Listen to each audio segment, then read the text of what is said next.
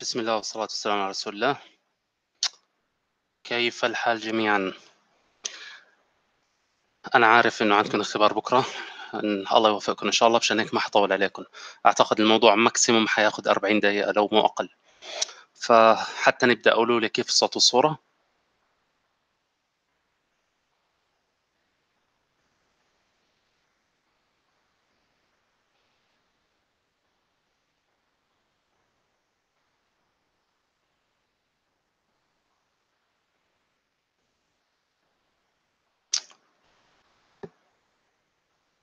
اها.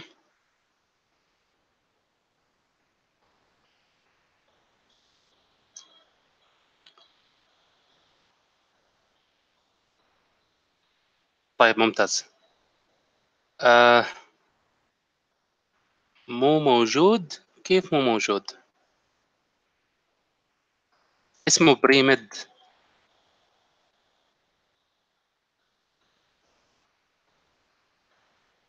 أوكي، خلينا نشوف.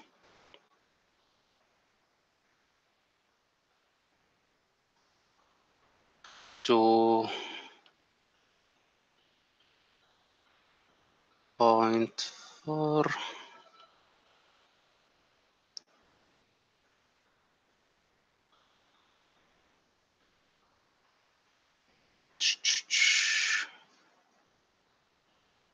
ثواني. هو واضح إنه موجود عندي، لكن بكل الأحوال حاحط لكم اللينك بالهانج أوت.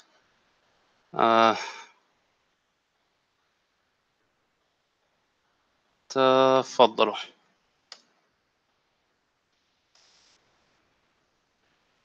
هذا اللينك البي دي اف فايل فتح معكم.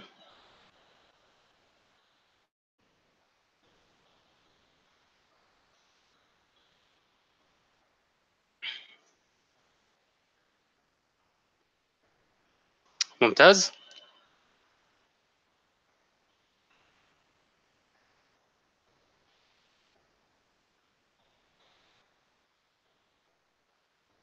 طيب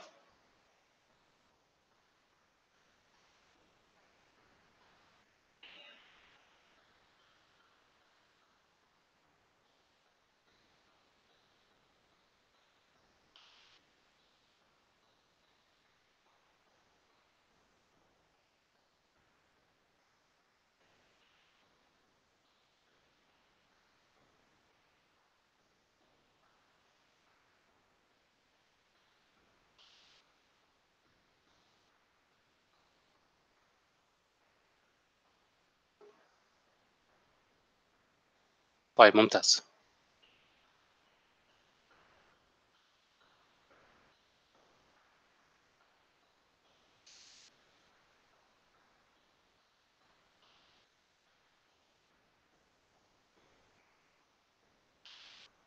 اوكي، خلونا نبدا. بسم الله والصلاة والسلام على رسول الله.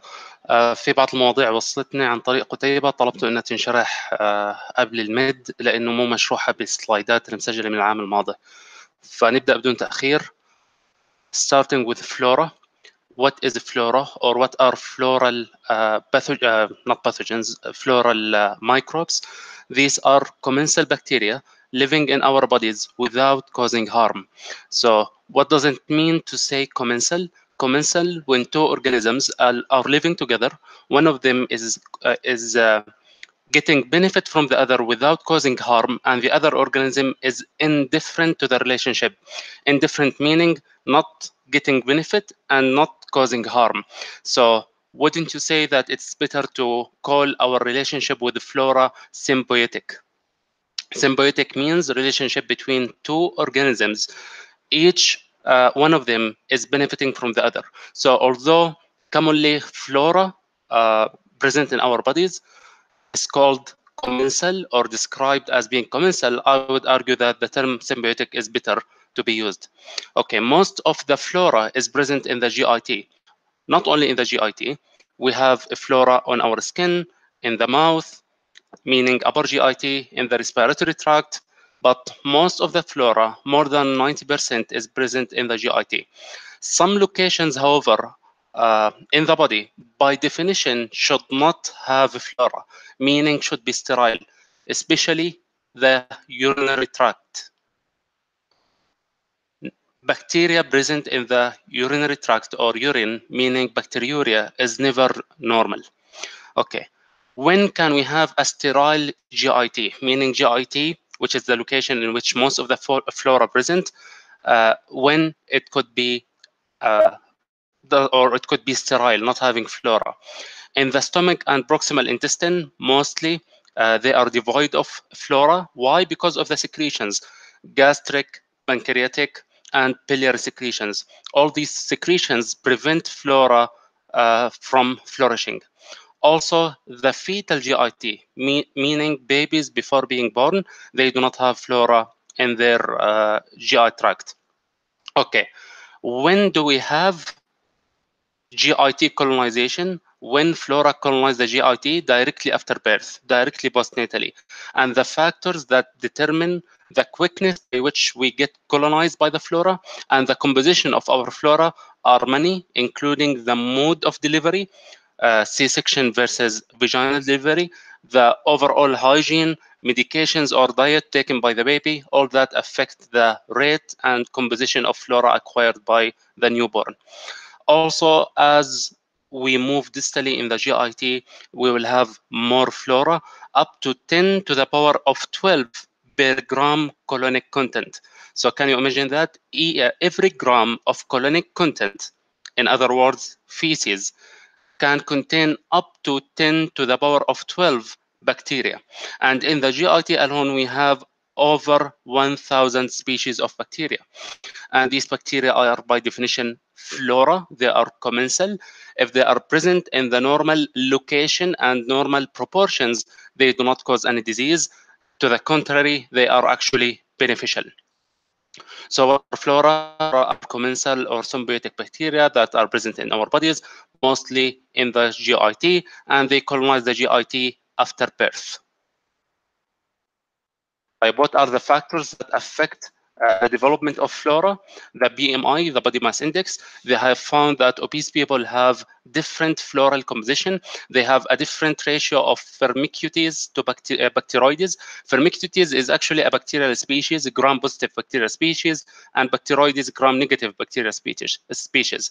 Normally, the ratio should be a 3 to 1. They have found that obese people have a ratio of 30 to 1. The direction of the relationship is not known. So some say that obesity lead to this alteration in floral composition, and some say this alteration of floral composition contribute to increased body mass, meaning contributes to obesity.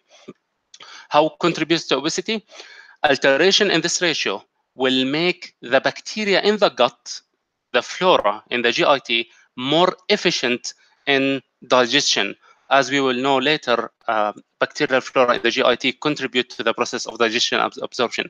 So some materials or some food that are considered indigestible become digestible, and the acquisition of energy from the food becomes more efficient, meaning more predisposition to obesity. Diet, again, high fat increases the FP ratio. Antibiotic use could lead to dysbiosis. What does it mean, dysbiosis? Abnormal alteration in the normal floral composition in the GIT. However, the gut is resilient to this alteration, meaning after the usage of antibiotics, mostly the gut will go back to the baseline floral composition, and this takes almost 4 weeks. So if you take antibiotics for any infection, one drawback of antibiotic usage is that your floral composition will alter. However, mostly if you are healthy and you use the antibiotics in the proper way, within 4 weeks, the floral composition will return to its normal baseline. Also, environmental exposure during pregnancy. So, for example, they have found that when the mother is exposed to farm animals, the baby will have increased umbilical cord Treg. And you know, Treg or T regulatory cells modulate the immune system in a favorable way. So these babies have been found to have less incidence of allergies and asthma. This is why babies born outside the country, meaning born, for example, in farms or similar places, they are at reduced risk of allergies such as asthma. Also, women exposed to pets, cats, dogs, will have decreased cord IgE, and as you know, also IgE is associated with allergic diseases. However, you have to keep in mind that that doesn't mean you have to expose ladies to animals. So, for example, exposure to cats during pregnancy is classically associated with a congenital infection, which is toxoplasmosis, right? So when we are saying that there is a favorable association between exposure to pets or exposure to certain animal and the formation of flora in the newborn baby, that doesn't mean we have to promote this. This is just an association. TBN, meaning total parenteral nutrition, meaning for chronically ill patients that cannot tolerate food BO, per os, or via mouth. They take their nutrition totally via IV, parenteral. This will make the gut not exposed to food, and this will also lead to dysbiosis. Finally, infant feeding. Breastfeeding promote IgA production, and IgA, as you know, is the second most abundant antibody in our bodies, and it is the mucosal antibody. Breastfeeding will promote the production of IgA, which will promote biofilm formation in the GIT. However, this biofilm is special in that it promotes the growth of commensal bacteria and prevent the growth of pathogenic bacteria, the so-called immune inclusion and immune exclusion, respectively. What is the significance and implications of flora, especially GI? Protect the host from colonization with pathogenic microbes. We will know later the difference between pathogenic and opportunistic.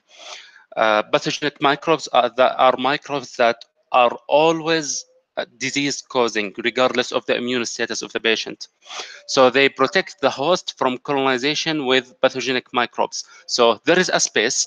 This space could be colonized by beneficial bacteria or pathogenic bacteria. The presence of beneficial bacteria, i.e. flora, will prevent the flourishment of pathogenic ones. And this is a similar role for other flora, for example, on the skin. They play a role in the GI in the synthesis of vitamin K and vitamin B, and they also play a role in the absorption of calcium and iron.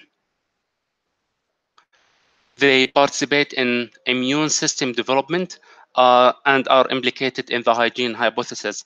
This is one explanation for why people or baby born in farms are less susceptible to allergic diseases. They are already exposed to antigens, and this antigenic exposure will make the exposure to these antigens later on in life, once the immune system is fully developed and not flexible anymore, will make the exposure to such antigens harmless, because they already got exposed to these antigens when their immune system was developing. So when they are exposed to this antigen later in life, the immune system will not consider this antigen harmful. So they are less likely to develop allergic diseases and autoimmune diseases. There is an indirect diagnostic benefit for the flora. And this is a very classic question in board exams such as USMLE, and it is important also clinically. One of the flora that is present in slight amount, meaning small population, in the GI is Streptococcus bovis, which is a gram-positive bacteria. When a patient develops endocarditis that is due to Strep bovis, you have to suspect something. We know Strep bovis is coming from the GI, so there is association between Strep bovis endocarditis and colon cancer. And this is not important only in MCQs and questions, but also in real life. So when I was doing the internal medicine rotation 1 month ago in King Fahd Specialist Hospital, there was a case of endocarditis. The patient developed fever and a new onset murmur. Any patient with fever and a new onset murmur should be suspected to have endocarditis. Indeed, they suspected this. They took a blood sample and they found the blood culture to be positive for strep bovis. The next step was what? Do colonoscopy to exclude colon cancer. Why? Because we know that strep bovis is a commensal bacteria that's present in the colon. So if it got into the heart to cause endocarditis, there has to be some pathology in the colon that led to this transmission. The presence of flora in the gut also control blood transfusion regulations. What does that mean? What does that mean? I bet you already know that the ABO classification system, right? And you already know, for example, that people who are O negative are said to be global donors. They can give blood to any patient in need of blood, but they cannot get blood from a patient other than O. To the contrary, people who are AB positive or AB negative, meaning their RBCs have A and B antigens, they cannot give blood to anyone other than AB people, and they can receive blood from any patient. What is the explanation of that? For example, people whose RBCs are O, they have neither A antigen nor B antigen. They have antibodies against A and B antigens. Okay, now from where these antibodies came? The antibodies, the A and B antibodies that are present in O negative people. These antibodies came due to the gut flora. Flora present in the gut have A and B antigens. The stimulation of immune system by these antigens will lead to the production of A and B antibodies.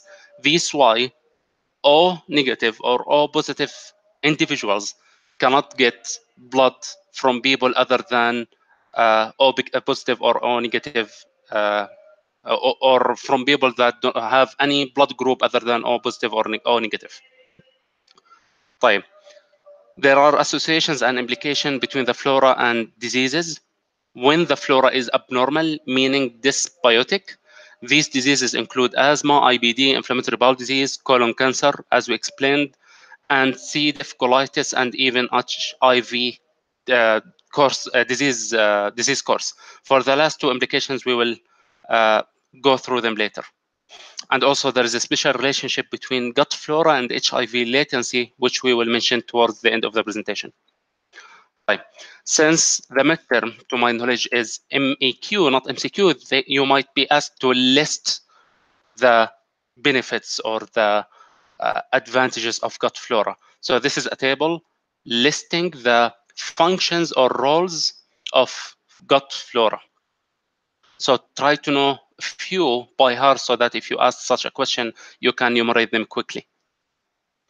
This is a figure showing the same thing. There is an immune role of gut flora, preventing the colonization of harmful bacteria and also modulating the immune system in a favorable way. This is why babies born in farms are less susceptible to autoimmune diseases and allergic diseases.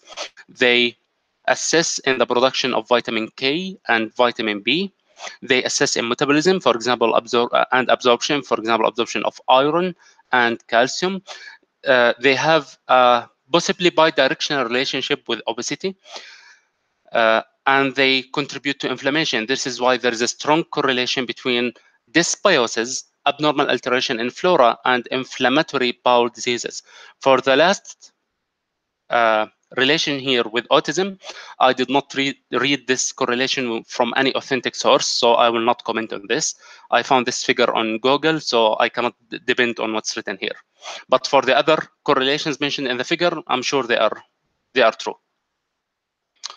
Bye. Bye.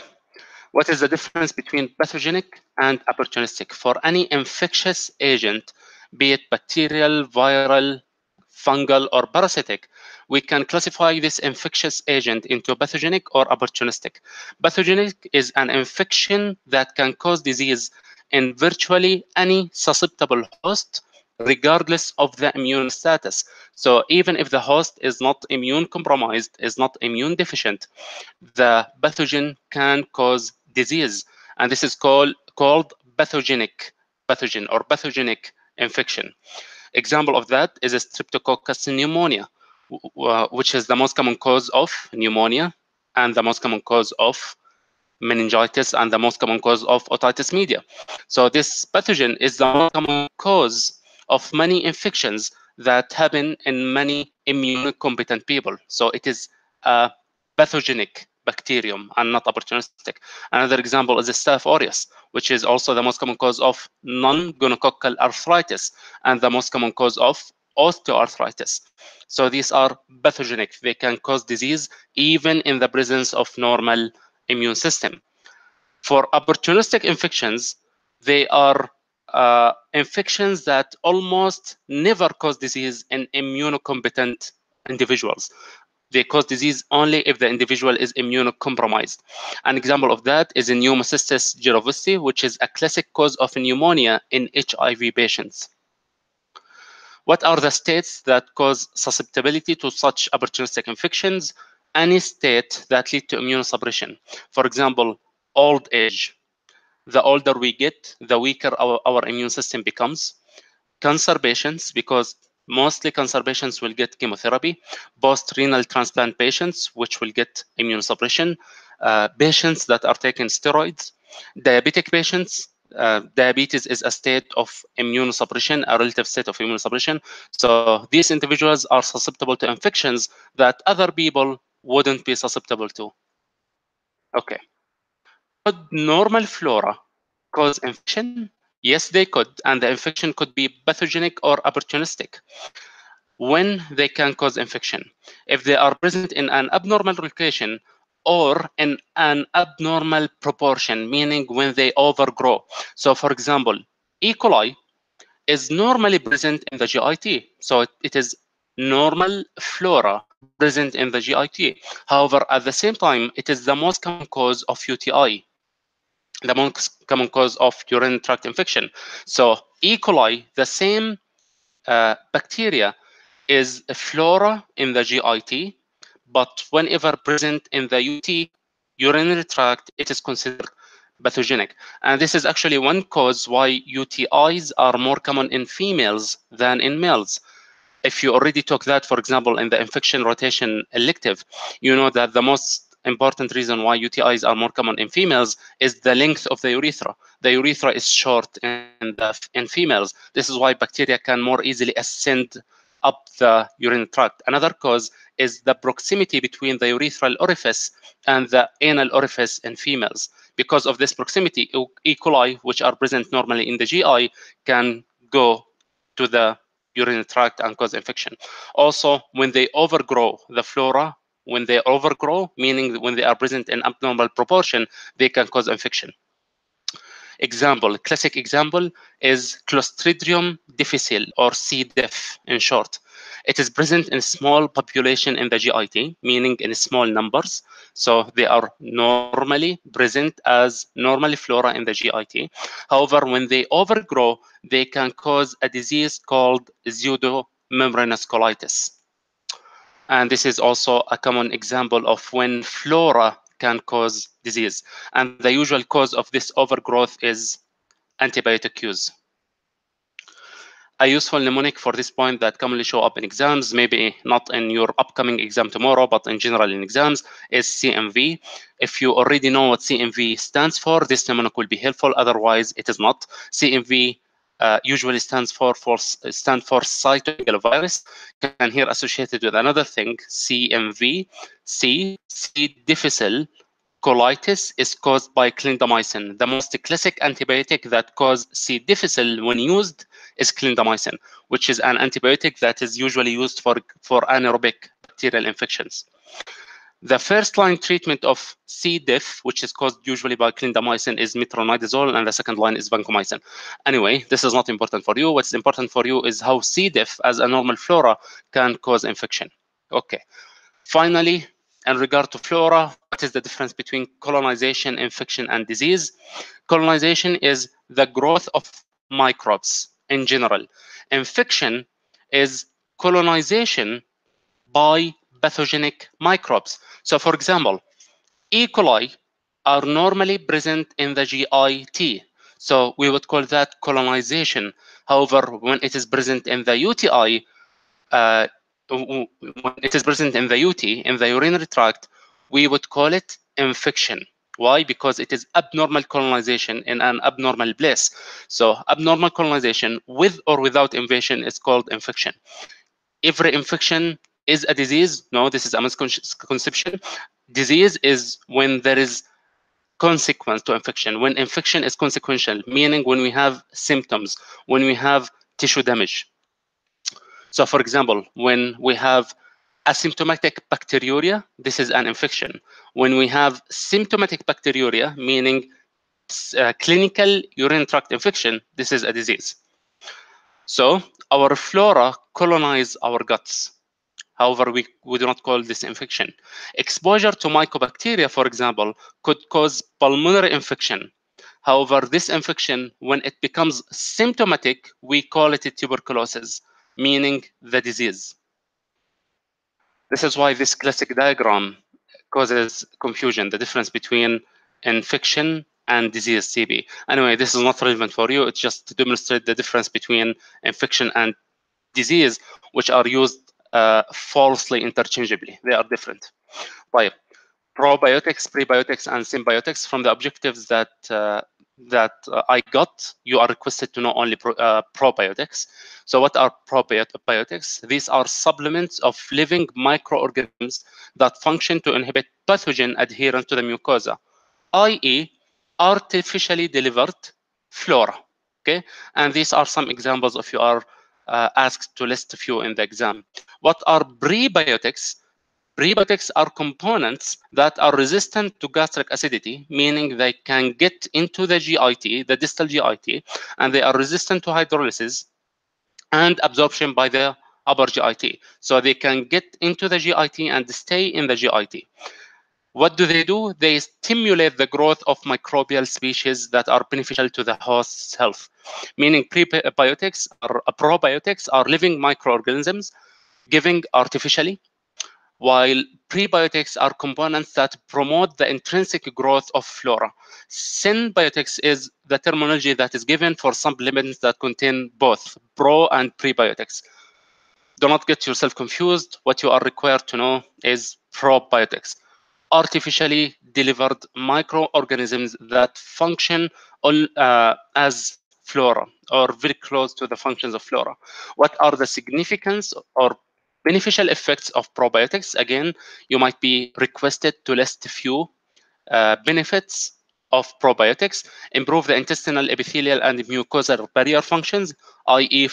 floral functions, produce bacteriocins, which prevent the growth of pathogenic bacteria. They increase IgA production, which, as we said, the second most abundant antibody in the human body. The mucosal antibodies that promote biofilm formation that lead to immune inclusion of floral bacteria and immune exclusion of pathogenic bacteria. Down regulation of pro-inflammatory cytokine like IL-2, and potential therapeutic role in IBD, inflammatory bowel disease, ulcerative and Crohn's disease. There are quite much detail in this because the outcome study addressing the possible potential effect of probiotics in IBD are very promising. But anyway, just keep in mind that probiotics have all in IBD. Right. Next is antigenic variation. This is a term given to pathogens, microbes, viruses that drive their genetic variation, which lead to resistance to treatment and lead to the formation of a new species or new strain. And there are many mechanisms by which these viruses antigenically variate. The classic ones, the most important ones, and the ones you need to know are shift and drift. from the objective I had, you need to know these in association to HIV. Honestly, I could not find this written anywhere in relation to HIV. Although in essence, HIV as a virus can drift, can have mutation. And this is one primary reason why the treatment of HIV is difficult. However, the terminology drift and shift, I haven't found it written in association or in association with HIV or anywhere HIV is discussed. But anyway, you need to know the definition. Shift and drift. Start with D before S so that you can remember it, because D comes before S. What is D? D is when a single virus have a mutation leading to the same virus being slightly different. Okay? While shift, when two viruses share their genetic material to produce a genomically new virus. Okay, so mutation in one virus, reassortment of genetic materials in two viruses, leading to a new, completely new virus or a new strain. So what is a drift? It is a mutation in a single virus genome. What is a shift? It is an assortment of different viruses genomes. So shift, as you can predict, is a more severe variation. This is why it is responsible to pandemics, not only epidemics. Why drift usually cause epidemics. Usually here the talk is in relation to influenza virus, not HIV. Epidemics is when we have an outbreak of an infection in a particular region or country. So for example, coronavirus, when it outbroke in Saudi Arabia, we called it epidemic. However, let's assume that, or not let's assume, influenza virus, annually, there is a new strain that broke worldwide. So we call this pandemic. A third terminology used is endemic. Endemic when an infection is, let's say, chronically present in a particular region. So for example, if coronavirus was not eradicated in Saudi Arabia and is still present and still problematic, we would call this endemic. So anyway, drifts, antigenic drift cause epidemics, and antigenic shift cause epidemics and pandemics. Drifts are mutations in a single gene or a single virus, while shifts are assortments of genomic materials from different viruses. Right. Finally, HIV latency. Right. Finally, HIV latency. What is HIV latency? Well, this is a term that is used for clinical description. When we say latent, mean the infection is clinically silent. It doesn't mean there is no HIV, because at the onset of HIV infection, when a person becomes infected with HIV, and again, there is a difference between infection and disease. This is why we do not call it HIV disease. We call it infection. When it becomes a full-blown disease, we call it AIDS. At the beginning, when a person gets infected with HIV, there is an acute syndrome characterized by fever, lymphadenopathy, sore throat, plus minus rash. After this initial infection, an immune response will be mount against the cells that are infected with HIV. This will lead to a reduction in the HIV particles load and an increase in the inflammatory cells. After that, we will have a clinically silent period, or let's say a clinical latency, in which the HIV particles are present in the body. However, they are not present in a way that is sufficient to produce symptoms, i.e., sufficient to produce disease. Gradually, due to some factors, and we will mention the presumed most important factor in a while, due to some factors, the infection will go up again, causing AIDS. And what is the, let's say, cellular definition of AIDS? When the CD4 counts falls below 200. Okay, So this is HIV latency, which is a clinical definition. It is extremely variable. HIV infection could be latent for months to years, or never, meaning it could, or more precisely forever, which are the so-called long-term non-progressors. They get the infection, and for some reason they never develop AIDS. And HIV latency, it is the reason why there is no cure. So even if we give the effective treatment that we have, which is highly effective antiretroviral therapy, or highly active antiretroviral therapy, we can prevent progression into AIDS, but we cannot cure the patient. We cannot destroy all HIV particles. One reason is because of this latency, in which the virus is latently present in some cells, especially memory T cells. As you should know by now, HIV could infect mainly two cells. Actually, it could infect many cells, including actually CNS system cells, renal cells, but mainly two cells. The cells, when infected, are responsible for most HIV manifestations.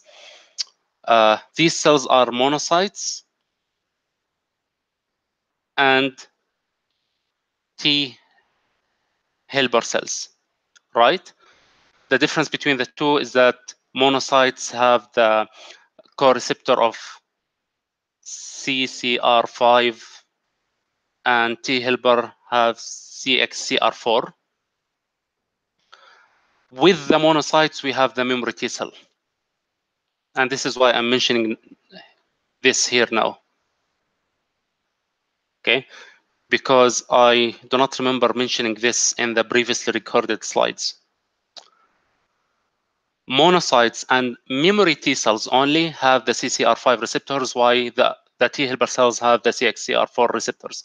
So memory T cells, due to the presence of CD4 plus the co-receptor or chemoreceptor of CCR5, they can get infected by HIV.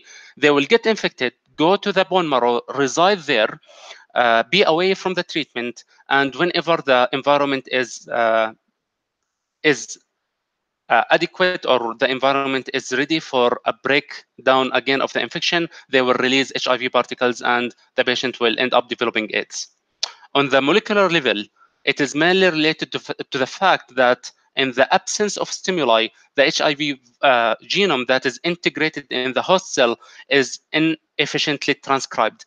As you know, HIV is an RNA virus. It is a retrovirus, and we have or has reverse transcriptase, and we have only two viruses that have reverse transcriptase. One DNA virus, which is hepatitis B virus, and one RNA virus, which is HIV. So HIV is an RNA virus that has reverse transcriptase, meaning it will transcribe DNA from RNA. This DNA will get integrated into the host cell genome. When it integrates, it will be transcribed by the host cell transcription machinery. However, this transcription is very inefficient. And in the absence of a specific stimuli, the transcription will not be complete. And thus, the cell infected with HIV will not produce new HIV particles, leading to cellular latency, which which eventually will lead to clinical latency. How is that possible? In short, the transcription of the integrated genome is controlled by a genetic sequence called LTRs, long terminal repeats, upstream of the viral structural genes. So this is the viral genome. Upstream of the genome, I assume you know this genetic terminology: upstream, downstream, and in genes. LTRs are present upstream of the genome, and they are responsible for the transcription of the viral genome. Whenever there are appropriate stimuli, there will be a complete transcription of the genome and thus production of new particles. What are these stimuli? These stimuli are mainly cytokines related to inflammatory states, such as interleukin-2 and TNF. And here comes the role of gut flora. Okay, I told you in the beginning there is a relation between an unfortunate relation between gut flora and HIV latency and HIV progression. Gut flora are bacteria, and normally in the immunocompetent they do not cause infection. However, I told you, if you remember, gut flora could cause disease in a pathogenic or opportunistic way. One example in which they can cause disease in an opportunistic way is HIV infection. When there is an HIV infection, there is a slight reduction in immunity. This will cause some of the gut flora to cause infection. The infection here will lead to inflammatory state that will stimulate the production of inflammatory cytokines such as interleukin 2. Interleukin 2 will act on cells infected with HIV, such as memory T cells, T helper cells, and monocytes. And these cells will get activated and will produce new particles. The new particles will lead to more immunodeficiency, which will lead to other flora to cause other opportunistic infection, more inflammation, more induction of transcription, and more immunodeficiency. Meaning there is a vicious cycle involving the gut flora and HIV, which in part explain HIV latency and how the patient with HIV latency progresses into HIV disease, i.e. AIDS. If this is some description of what I said. Honestly, I could not find other factors associated with HIV latency or determining HIV latency and HIV progression into AIDS. However, I will look for some factors because, again, as your exam is MEQ, you might be asked to list a few factors that control HIV latency. هحاول ادوركم على شيء تعدادي بحيث تقدروا تجاوبوا عليك اسئله، لكن ما لقيت شيء واضح مكتوب باي مصدر مريت عليه. هذا جدول حطيت لكم اياه لانه ممكن يجيكم سؤال على سبيل المثال: what are the mechanisms of immune evasion by viruses, because one of the objective was HIV and immune system. So one part of HIV and immune system is how HIV infect the immune system and the molecular mechanisms of that, which I believe was explained in the previously recorded slides. Another point is what are the mechanisms by which HIV evade the immune system. So try to know few. Okay, so for example, antigenic variation, which we talked about, infection and death, or functional impairment of immune cells, recruitment of factor H. Without knowing details, at least know just a few mechanisms by which HIV can evade the immune system. These are the references, and again, if I find other factors that determine HIV latency, I'll send them to you today before you have your exam tomorrow, inshallah. Best of luck on your exam, and if you have any questions, do not hesitate to send them. هخلي الهانج اوت مفتوح 5 دقائق لو حدا عنده سؤال، بعد هيك حسكره واللي عنده اسئله يرسلها عن طريق قتيبه او يوسف. يعطيكم العافيه.